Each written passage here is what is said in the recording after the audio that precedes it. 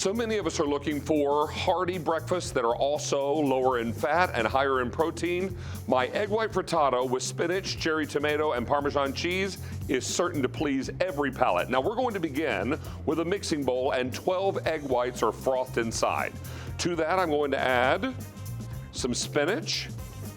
That has been thawed and drained. You may want to give that a little squeeze over the sink to get all the moisture out.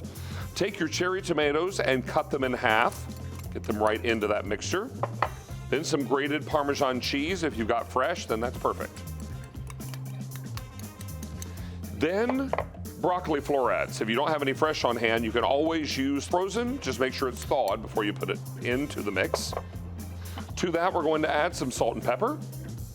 And finally, some minced garlic. Now, I'm also going to put in some chopped basil, but I'm going to save a little bit of that for garnish at the end. Now, let's get our spatula and get this all incorporated. Remember, we've already frothed the egg whites, so they're already fluffy and ready to go.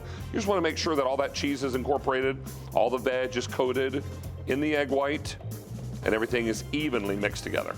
Once you've got this step completed, you want to warm your skillet with a little olive oil inside. We're only going to cook this on top of the stove until the egg whites start to set up, and then we'll finish it off in the oven. This is such a colorful dish. Looks really great. The olive oil adds a little extra good fat to the mix and also keeps it from sticking in the pan. Now, we'll leave this in the skillet long enough for those egg whites to start to set up, and then we'll transfer it to the oven.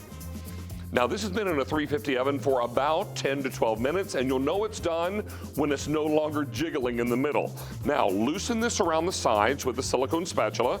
But thanks to that olive oil, it should just slip right out of the pan, just like that. Cut this into wedges, much like pizza wedges.